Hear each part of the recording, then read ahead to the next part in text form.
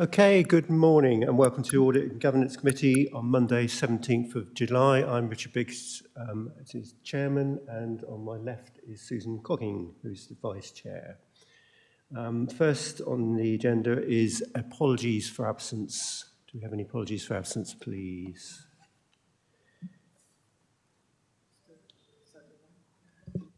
Thank you. Apologies for absence were received from Councillors Belinda Borden, David Gray and Robin Legg. Thank you. Thank you very much. Next item on agenda is the minutes on the 12th of June meeting, which you've all had and circulated. Councillor Trite, you've got your hand up. Yes, thank you, Chairman. I know that I'm eminently forgettable, but I was actually physically present at the meeting, but I'm not in the list. Indeed, I'm sure that will be corrected. Are there any items of other items of accuracy that have been spotted? No. No, I'm content with those, so I will sign those off now. I've got the minutes.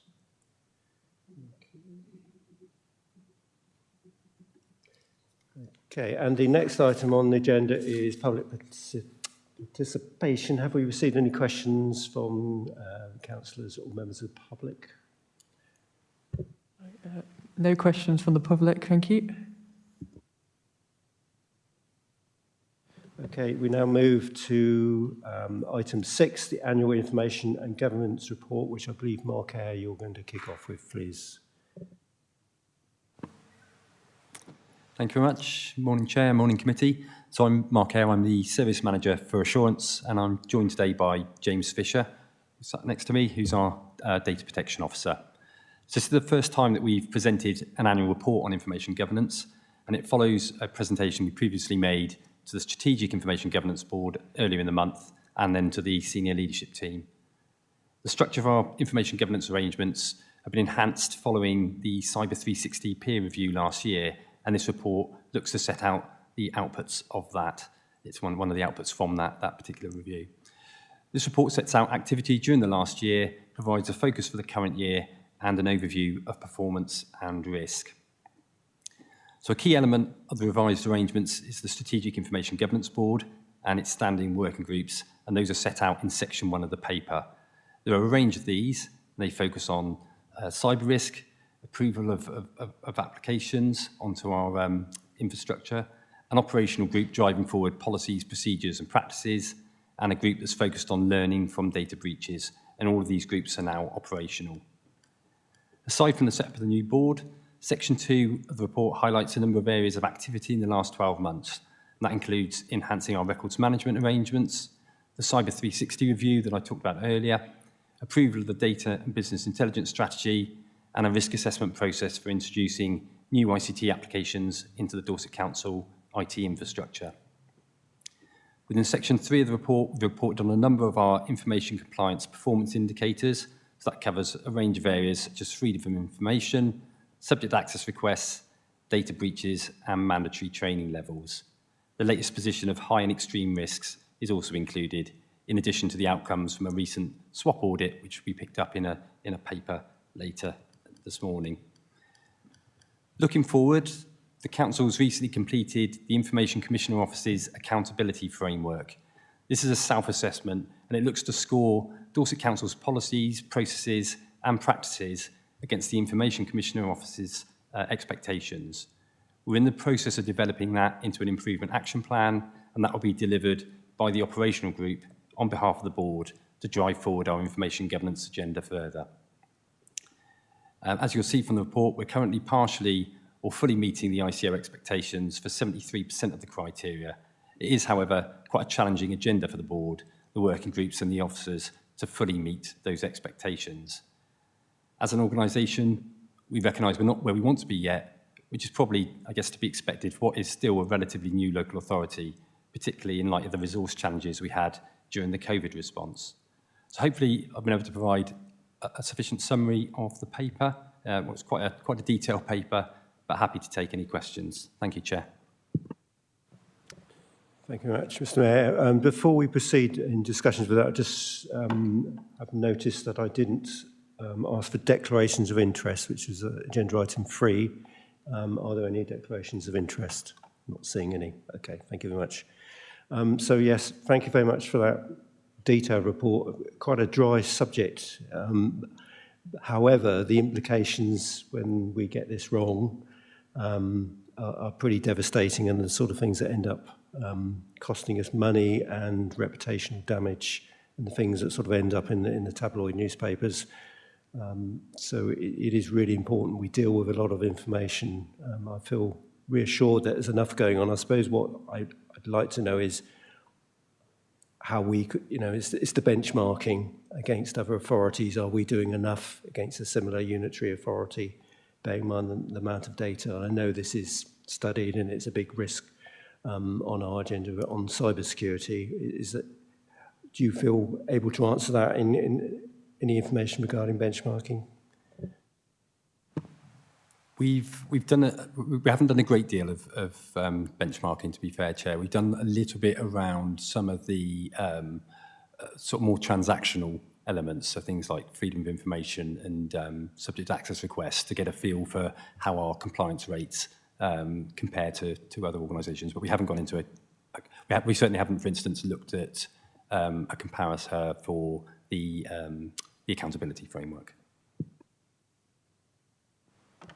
And in light of this, what seems to be quite a good presentation, good report, I mean, our risk on cyber, etc., is that something we are considering reducing the quite extreme values that we have on that, or we still think that's a pretty high risk no matter what we do? Sorry, I missed a little bit of that, Chair. In terms of the cyber risk, was that? Yes. So I believe there are still some actions still to be undertaken, but I think there's a general acceptance that risk will always remain at a relatively high level just because of the national exposures that we face, to be fair. Okay, Councillor Christopher, did I see your hand up?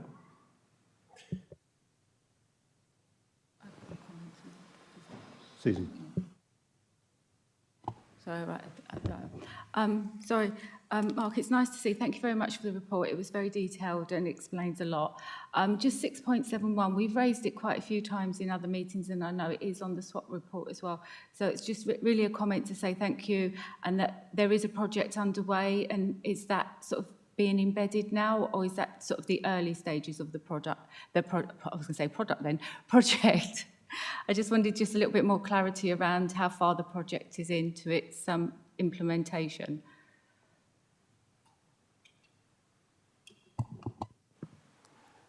Thank you. So yes, the project has started. It's still in its relative infancy in terms of pulling together the relevant information. So part of that will be looking at a sort of a service redesign approach. But from having a talk with the project manager, they see it as being a relatively sort of fast-moving project, and they're estimating probably about 2 months to complete the work.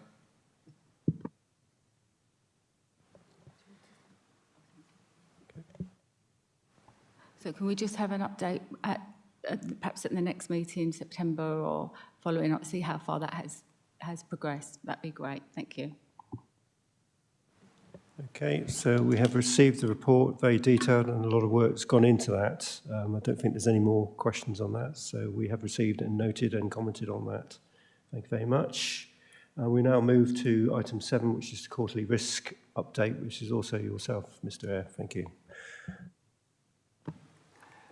Thank you, Chair. So it's a fairly brief update this time round. We're in a bit of a stage of transition with risk shortly to be moving from out of my assurance service over to the business intelligence and performance service. So we've got a recruitment process underway as we speak, actually. What that means, in essence, is that at the moment we've got our self-service arrangements in operation for updated risk registers within directorates. There are a number of strategic areas of work that are planned but are being held back at present pending that recruitment for the new team. So I think probably other than that, I guess just as a brief reminder to the committee, the scrutiny of the individual risks is done by the scrutiny committees. So the role of this committee really is to satisfy yourselves over the adequacy of those risk management arrangements. But that's probably all to report this time round, Chair. Thank you. I find the dashboards really useful, and you can see at a glance what the sort of things we're interested in is risks that are overdue and why. We can see whether the movements and whether they're being managed and whether the policy is being followed, I think. So I'm quite content with that. Again, without getting into the detail, it is an observation that the risks in place have been the 5 extreme risks concern me that I can't believe they are as high as they are, which is a scoring thing. I hope that's looked at because if catastrophic risk means, a very high risk of it occurring, and the impact of that is, if you read the blurb, is the chief executive could have to resign, all these sort of things. And I can't believe that we've got 5 of those, really, and obviously scrutiny will look into those and see that they are being managed. It may be, as they get closer scrutiny under the new regime, that they will be re-looked at. That's my only observation. Are there any members with any comments on that update? Oh, we got 2 there. Councillor Trite first. Merely to observe that this is obviously one of the most important issues, hugely important issues, and it's just a shame there aren't more people and indeed more councillors in the chamber. And on a personal level, I will have discussions with the leader, Spencer Flower, next week to see that we can ensure that all members are actually focused on these risks, and that this matter will come back to this chamber at another time, at a later date. Thank you. So all members should read the reports, and even if they're not going to attend, and pass on any questions to myself or Susan, really, or to officers. And we've not received any, but that doesn't mean to say. I do agree we want to get a better attendance at this committee, because it is very important work on there. So there is no other report. Oh, sorry, Councillor Troy, I do apologise. No, I endorse what my colleague has just said. It's certainly a very important subject, and I found the report interesting and very informative, even if a little bit above my head. Just one very small point. There's a what we call impact and probability chart in there, in the appendix, and it runs from catastrophic to major to moderate to slight to limited. But surely all these categories, except perhaps for catastrophic, are limited, and so I find it confusing to use the terms that are used. As you've got major in there, why don't you put minor in there? Why don't you go catastrophic, major, moderate, minor, and slight, instead of this peculiar limited at the end, which is ambiguous anyway? Sorry, it's terminology, I know, but terminology conveys information and attitudes and all the rest of it, and I just find this somewhat illogical. It's beside the point of the report, of course, but nevertheless, terminology, I think, is important. Wish to respond to that, Mr. Thank you. Thanks, Chair. Certainly happy to take those comments on board. One of the bits of work that I alluded to, some of the more strategic work, is to do a review of the council's risk appetite, and that will include, as part of that work, looking at that risk matrix and making sure it appropriately matches the appetite for Dorset Council. So we can certainly look at terminology and things like that as part of that review. I can certainly say, from my experience on risk management, wording and having is better at framing people's idea and understanding of a risk. If you say it's catastrophic, it tends to be easy in people's minds rather than some of the other sort of ways, and particularly in probabilities, to saying percentages. People are really poor at estimating percentages, but they're more comfortable if it's something is moderate or severe. It just sort of focused the mind a bit better, but I'm certainly sure we can look at that. But I'm sure there's various standards out there and wordings. I think that probably is the standard wording as I understand it, but we can certainly look at that. Thank you. Okay, we shall now move on to item 8, which is the internal audit report or update from SWAP. Sally White and Angie Hooper, who's going to lead on that, please. Thank you, Chair. Angie Hooper, Principal Auditor, SWAP Internal Audit Services. This is the first of our update reports for the 23-24 financial year. The highlights of this report are we're offering a reasonable interim opinion. We haven't identified any significant corporate risks as part of our work. We have issued 3 limited assurance opinion reports since our last update report in April. The long outstanding actions is 9 as of today. Since our last update report, we've issued 3 limited assurance opinions, and the one-page reports for these can be found on pages 42 to 44 of your agenda pack. We will follow up the agreed actions using our normal process. In our April update, we reported a significant corporate risk for response to climate emergency.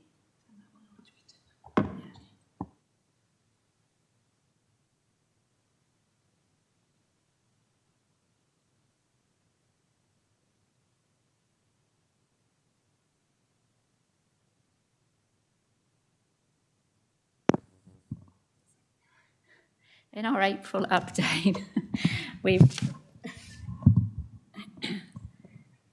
we reported a significant corporate risk for response to climate emergency.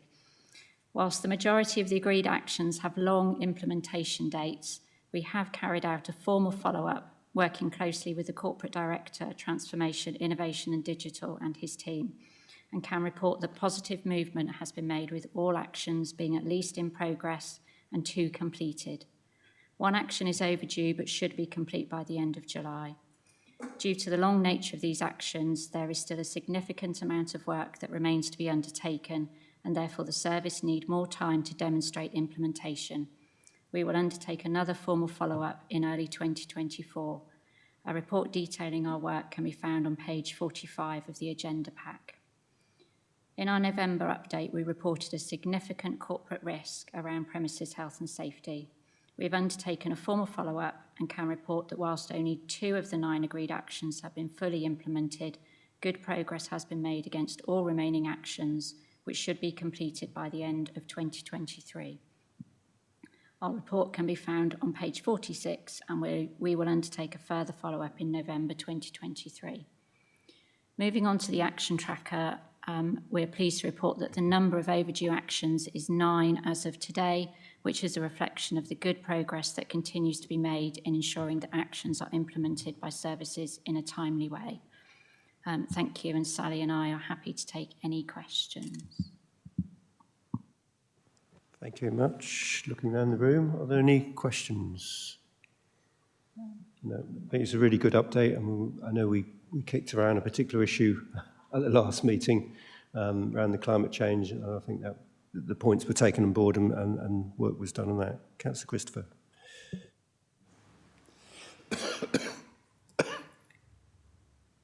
This is a hard thing to say, but I do wonder whether the Council's response to the climate emergency being dealt with by a portfolio holder who has so many other things to do is actually appropriate. And I would welcome the thoughts of other members, because the portfolio holder has to deal with a great many other issues and not just the response to the climate emergency. It's a very large brief. Mr. Mayor, I wish you see you've got your hand up. Chairman, thank you. I'm conscious that the division of portfolio holder responsibilities and the roles of lead members are something that are in the gift of the leader. And so I think if Councillor Christopher has that sort of concern, that's something that ought to be taken up individually with the leader. I don't think it's something that we can deal with through the internal audit updating. I do think it's a valid concern of mine, and that's why there's also a date in the diary to have that discussion next week. And I thank the legal officer for his comments. Thank you, Mr. Mayor. I think you are right. I think I think it is a fair point, but whether it's something that's really relevant directly to us, but it is noted, and I'm glad you are taking that point up with the leader. Okay. I have no further points on the report. In that case, thank you very much for that. And now we'll move on to the long-awaited ISA 260, which is number 9. Mr. Howes is online to talk us through that. Very, very lengthy report, and thank you very much. I can just see you there. Thank you. Good morning, Chairman. Good morning, members. Yes, this is our ISA 260, which is the report that kind of closes out the audit for 2021. As the Chairman noted, long awaited. You will note from the key messages there are a couple of bits to tidy up in terms of the final reviews, but we have now, within the last few weeks, had all of the outstanding information we requested and the updated accounts.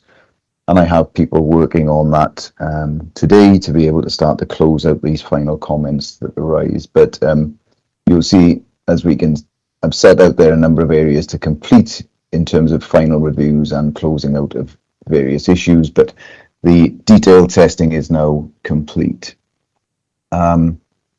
We have stated there that we've not identified any significant weaknesses in arrangements to secure value for money. You will note that the 1920 value for money report included significant weaknesses in relation to children's services, but we have seen significant progress by the council since that time, which means we believe there are no longer significant weaknesses in those areas.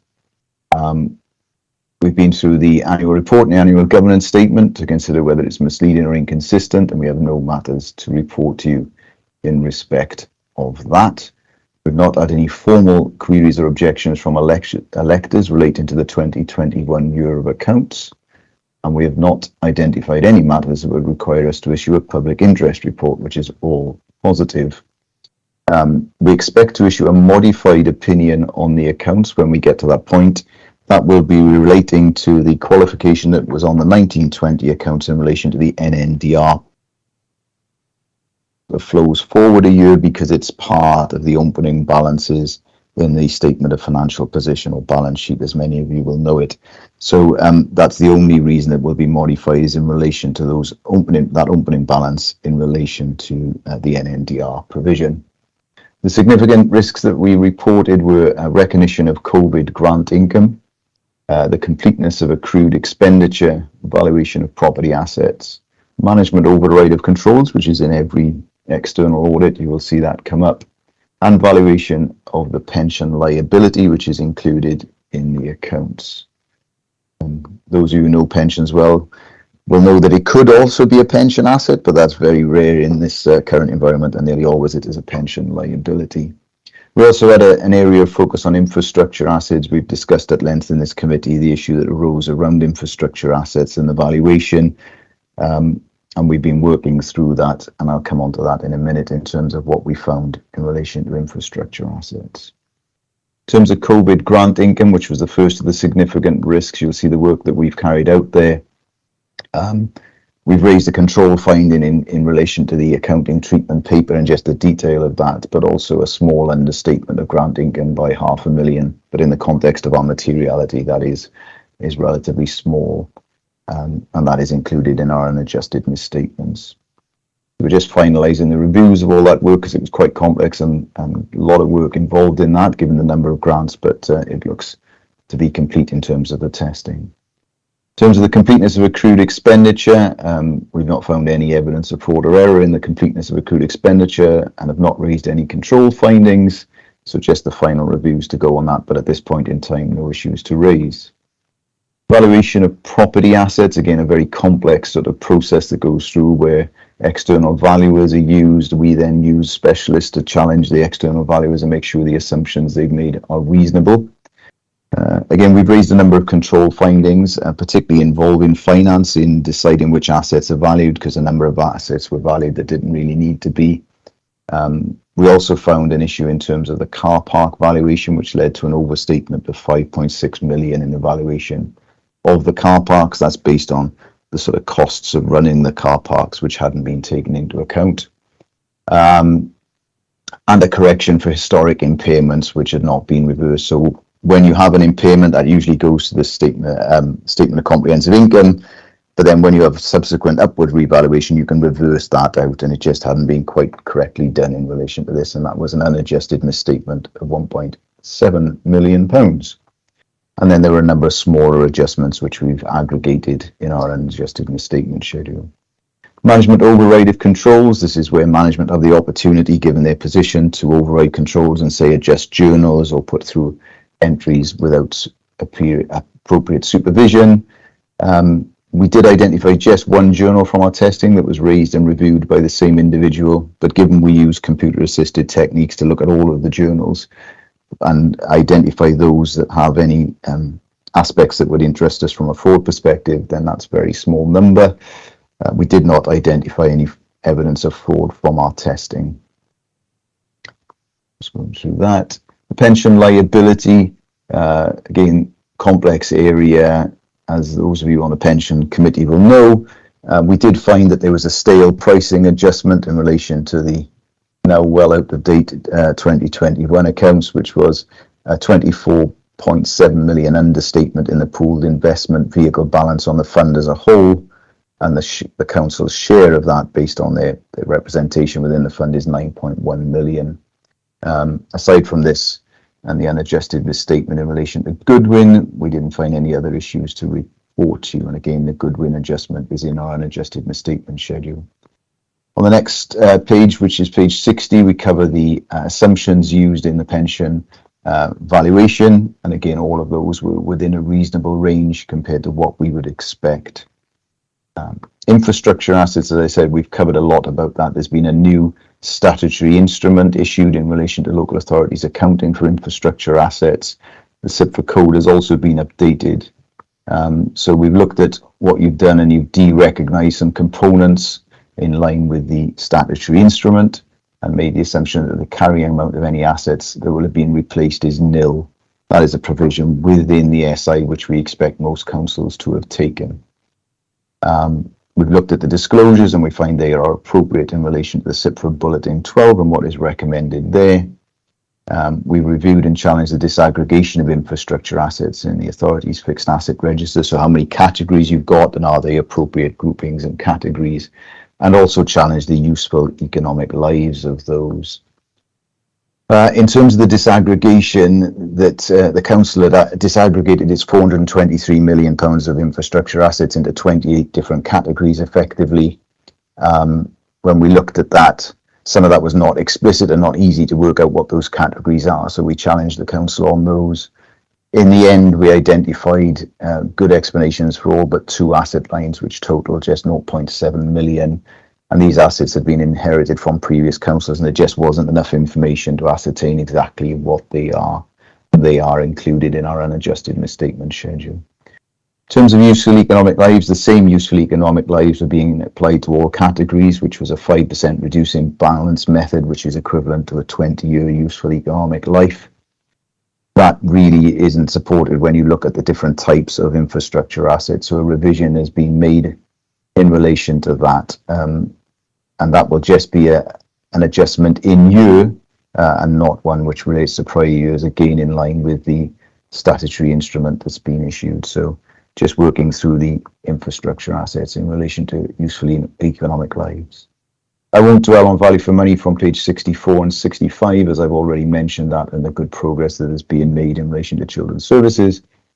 The control environment and findings, there are quite a number of control findings there, and we've had appropriate responses from management in terms of how they will address those going forward.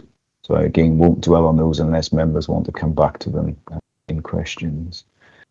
So that takes me through to page 80. Again, no other significant matters to report to you. As I've mentioned already, the opinion will be modified in relation to that opening balance on the NNDR provision. I've talked about the annual report already, which is on page 83. And then in the appendices, we list the unadjusted misstatements, which you as a committee need to be comfortable are not adjusted. They are below our materiality level. What they do is they decrease net assets by 3.5 million and decrease equity by 3.5 million. That will be the impact of going through those adjustments. They're set out there with the explanation of them. If you do not adjust them, then that won't affect our audit opinion, but you need to be comfortable as a committee that management do not adjust those misstatements. We list the disclosure misstatements which have been corrected on page 88 and on page 89, the disclosure misstatements which are uncorrected. Again, not correcting those will not impact on our audit opinion.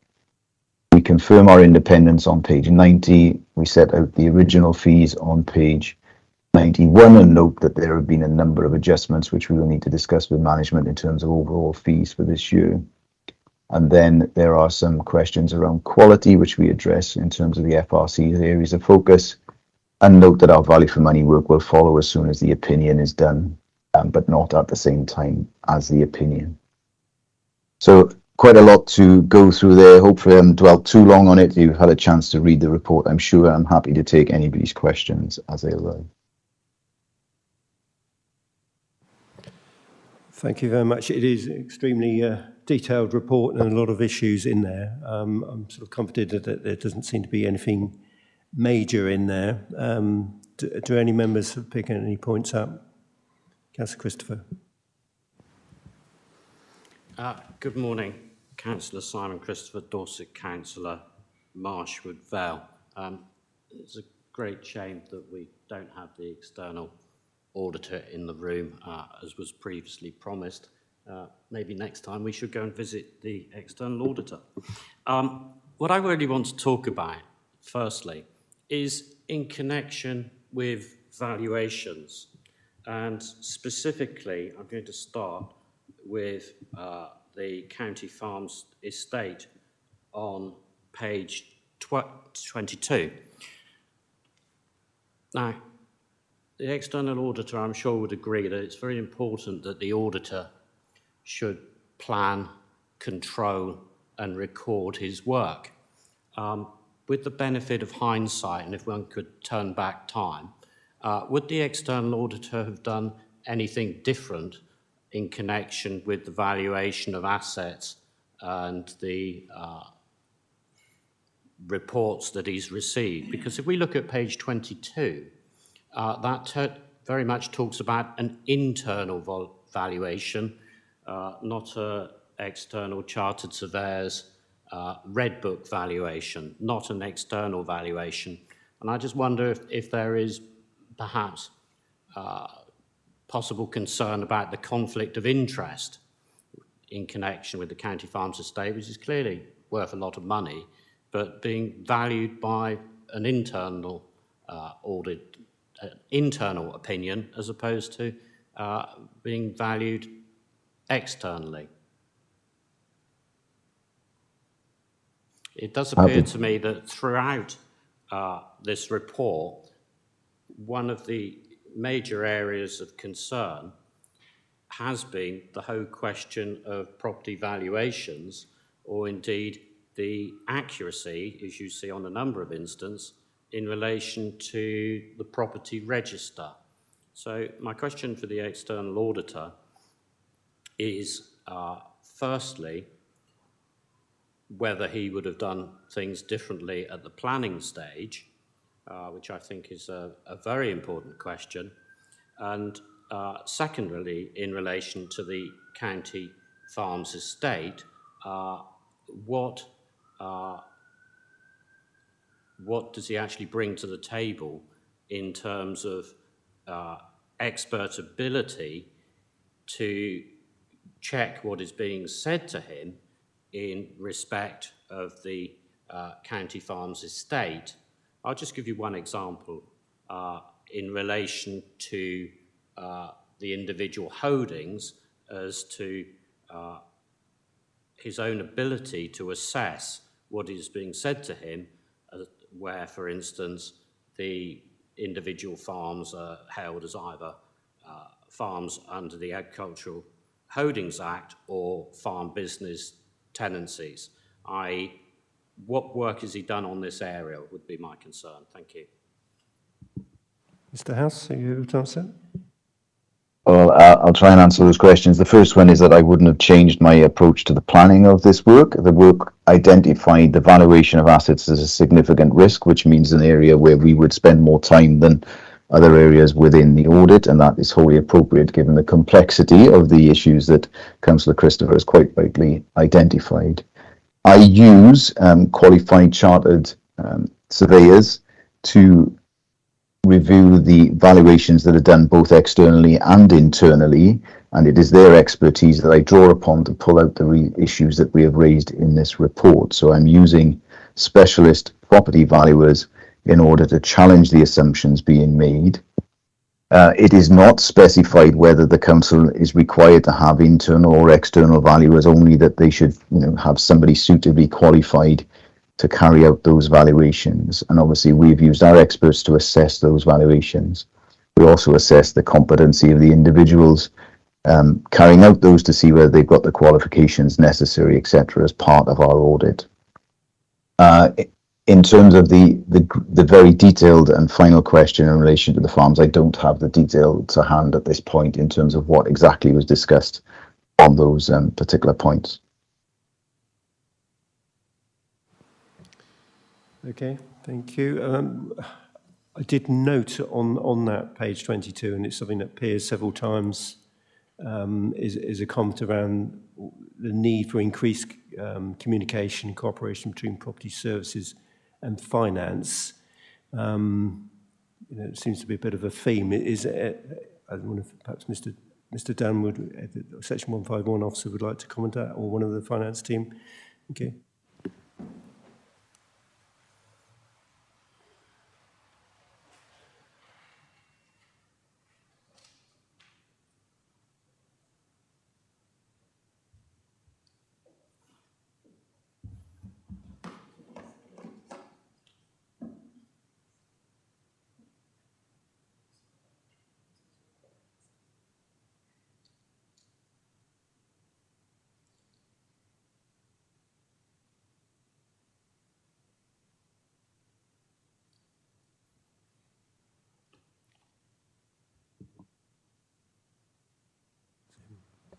We've just got a technical problem with the microphone at the moment. I'm just waiting for it to boot up, I think.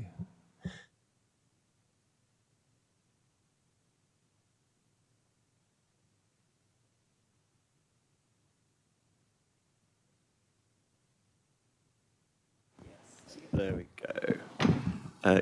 Good morning, and sorry for that delay while we rebooted my microphone. So Aidan Dunn, Executive Director of Corporate Development. So just a general comment. So these accounts that we're looking at now are the 2021 accounts, and they've highlighted the relationship between the finance team pulling together the accounts and the invaluable contribution that the property and assets team make in terms of asset valuations. So that's the internal activity.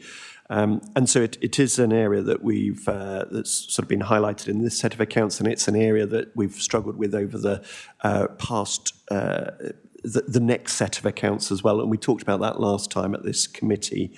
We have engaged some external expertise to help us with that asset valuation, and we're continuing to learn. I think the arrangements for the next set of accounts are going to be different to the ones that we've had for most recently.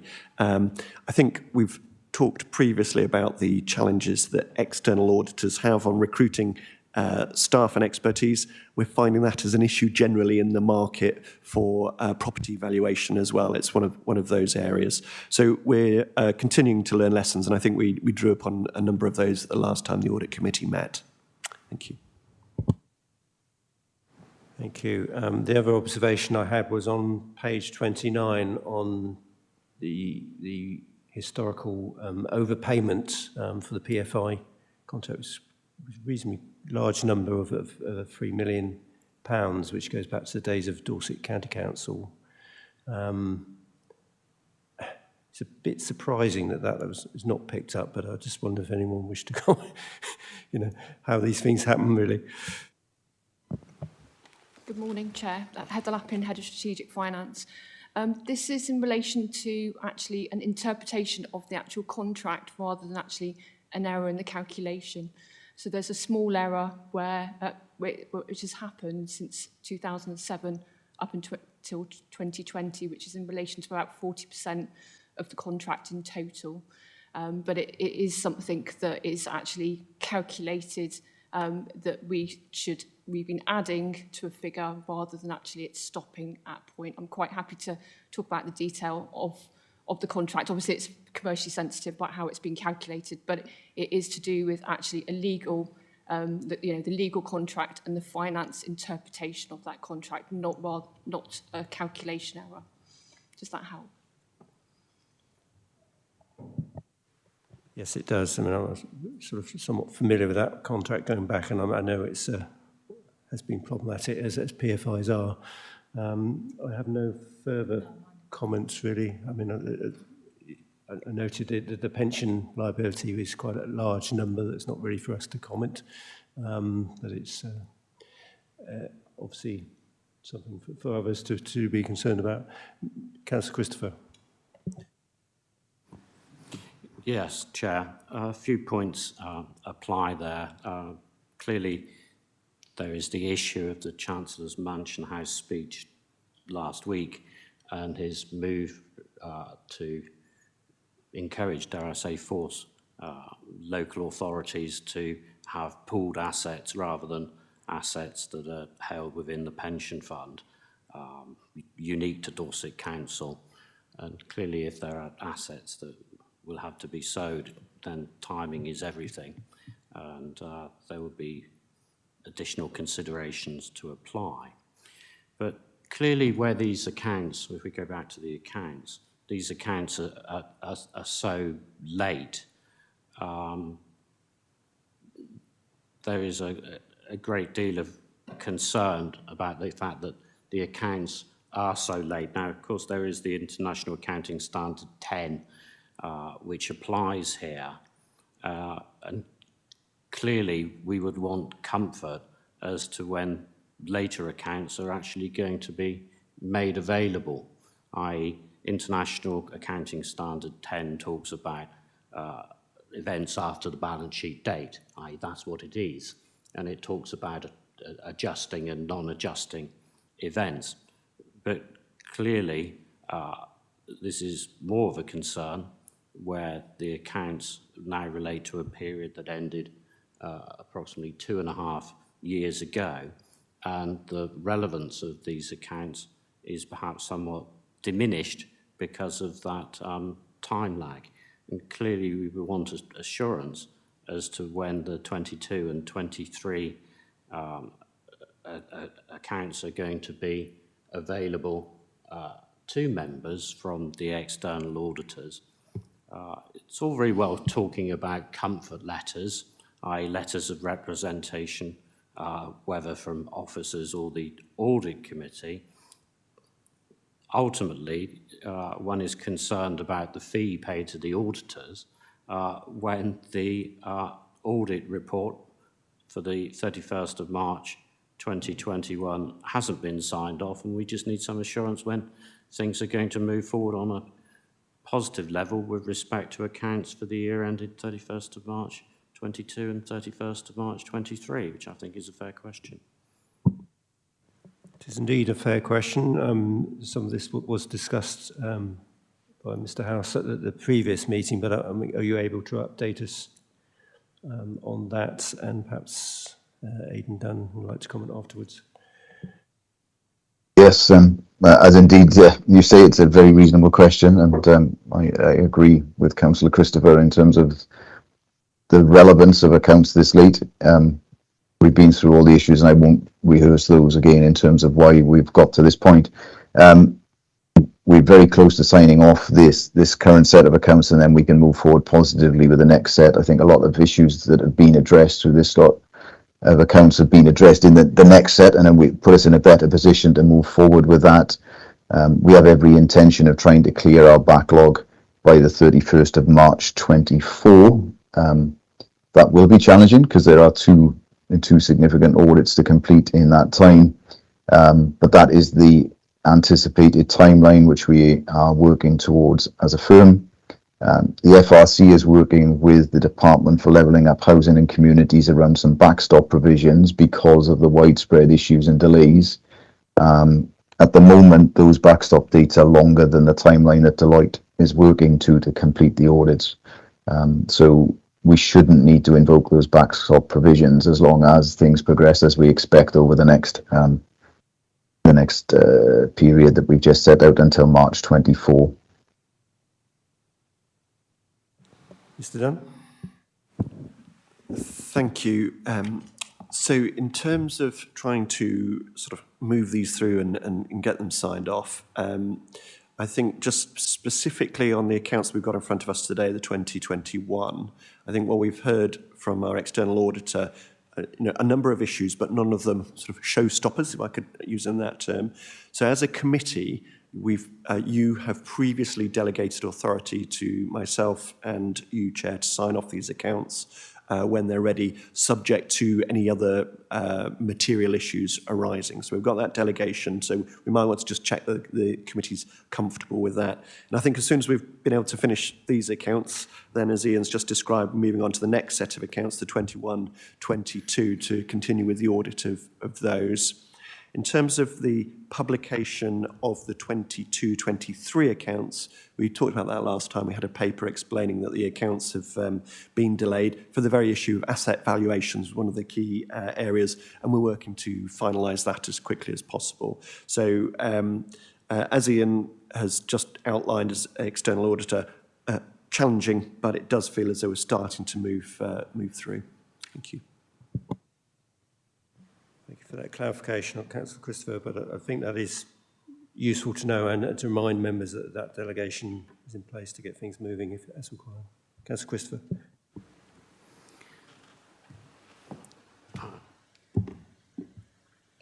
I listened to Mr. Dunn's comment about showstoppers with interest, and of course what we've been talking about with the external auditor is a snapshot at the 31st of March 2021. But I would welcome Mr. Dunn's comments in respect of the auditor's old friends, lack of internal controls, lack of segregation of duties and management override, and his thoughts on those matters, which have been highlighted in the pages that we've looked at today. Mr. Dunn? Yeah, okay, we'll give a comment on these. I think it's about materiality and proportionality, but internal controls are crucial. So if I could ask my colleague Heather to comment on those a little bit more detail on the pages in their relation to. Thank you. So obviously we have 4 months to produce the accounts. And the auditors have done a very, very detailed audit. Sadly, there have been things that they've been picked up, and that was done in 2021. Some actual findings have been found in the current year, and as soon as we know those, then we implement new changes. So that, for example, the journals, we were already implementing changes to that actually before they'd actually gone and audited, because it was an issue in 1920, but because of we'd already completed the 2021 accounts by the time the issue was raised in the 1920. Subsequently, it's ended up being an issue that carries forward into the future years. But as I say, we are anytime we get any kind of query from the auditors and we pick something up that's an issue, we will make sure we take steps to implement new changes so that doesn't happen again.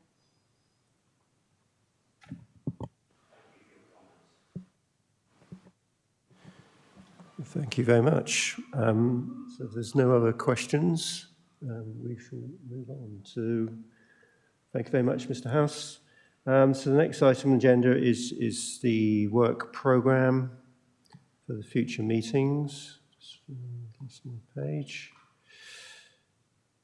One thing to note, or just to update you on, we're currently in the recruitment process for the co-opted members, and we've got some very good candidates, on paper at least, we were looking at, and there will be interviews in August, I believe, from memory. I can't remember the date, Mark.